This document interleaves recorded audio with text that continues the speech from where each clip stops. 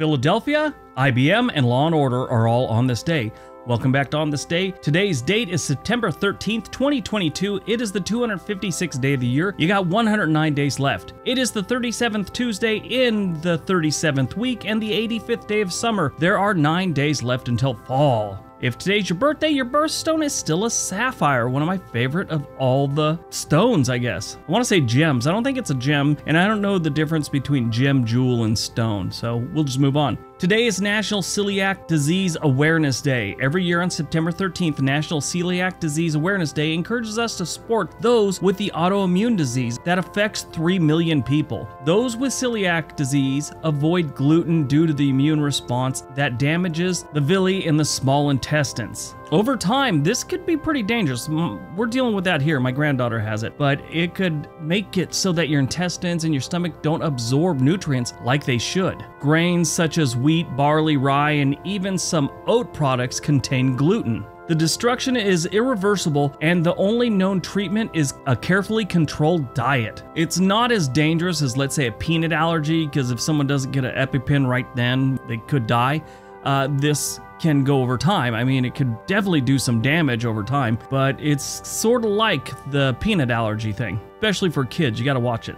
All right, let's see what else September 13th has given us. 1788, the Philadelphia Convention sets the date for the first presidential election of the United States, and New York City becomes the country's temporary capital. 1814, in a turning point in the War of 1812, the British failed to capture Baltimore. During the battle, Francis Scott Key composes the poem The Defense of Fort Henry, which later is set to music and becomes the United States national anthem. I brought this up before, but a lot of people think that the national anthem and the defense of Fort McHenry came from the Revolutionary War. No, it was the War of 1812. In my opinion, that and Korea are two of our wars that people really never think about. You know, people always think about the Revolution, Civil War, World War II, World War I even, but never the Korean War in 1812. Vietnam gets more action. 1848, Vermont railroad worker Phineas Gage survives an iron rod 1 inch and 1/4 in diameter being driven through his brain.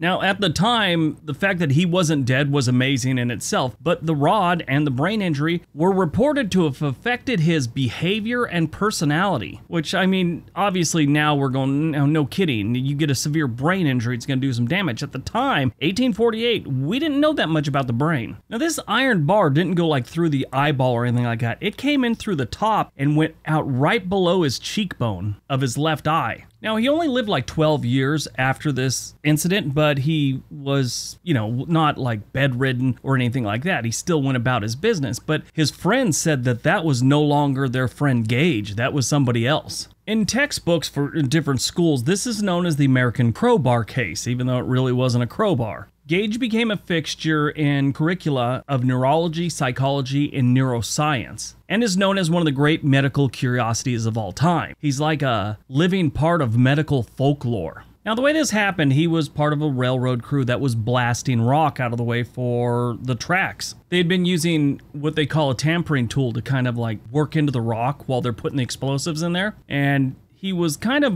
looking over his right shoulder and brought his head in line with this hole where the tamping tool was. The explosion went off, and he was about to speak, they say, and then the explosion happens. Everyone that's injured or in the area is kind of collecting themselves after the explosion. If you've never been near a really close explosion, even if you're not hit by anything, there's a certain amount of confusion that goes along with the concussion of the blast. I can tell you this firsthand. There's a lot of staring and looking around trying to get your wits about you. It's really strange. Well, everyone gets their wits together and they find him laying on the ground and they finally figured it out. I think I said it came through the top of his head. It actually went out through the bottom of his cheek and out the top of his head, not through the top of his head. His personality, though, had changed. There was a whole lot of social skills he had lost, things like that, and he finally started working as a stagecoach driver in Chile and taking care of horses, and they said that was kind of good for him. It kind of got him in a routine to get his brain back to normal. He never did fully recover, obviously, you just don't from something like that, but he lived another 12 years. 1862, the American Civil War. Union soldiers find a copy of Robert E. Lee's battle plans in a field outside Frederick, Maryland. It is prelude to the Battle of Antietam. 1899, Henry Bliss, the first person in the United States to be killed in an auto accident. He dies on this day in 1899. 1956, the IBM 305 Ramac, I believe it's pronounced, is introduced, the first commercial computer to use disk storage. 2007, the McFarlane F1 team is found guilty of possessing confidential information from the Ferrari team. They're fined $100 million and are excluded from the championship standings. 2008, Hurricane Ike makes landfall on the Texas Gulf Coast of the United States, causing heavy damage to Galveston Island, Houston, and the surrounding areas. Premiered on September 13th, 1992, Law & Order. This 6-time Emmy Award-winning show follows crimes from both the perspective of the police and the prosecutor.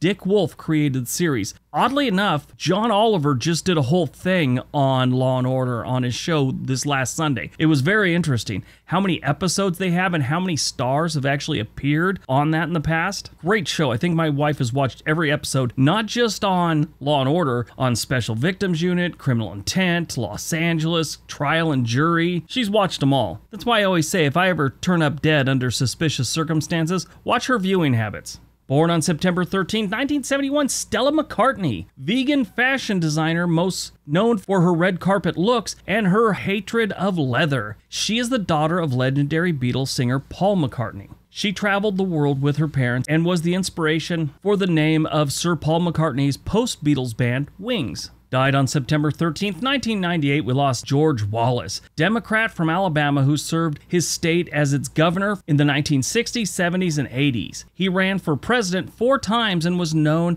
for his Southern populist and pro-segregation views. Before fame, he was a regional champion for boxing during his high school years. There was an attempt on his life. A few years after the 1972 assassination attempt left him in a wheelchair, he apologized to black civil rights leaders for his past actions as a segregationist and became the first governor of Alabama to appoint 2 black members in the same cabinet. In later years, Wallace grew deaf and developed Parkinson's disease. Wallace died of septic shock from a bacterial infection in Jackson Hospital in Montgomery on September 13, 1998. Alright, that's today's video. Hope you guys enjoyed it. Hope you got some information out of it. Now go out, have a productive day, and be nice to each other.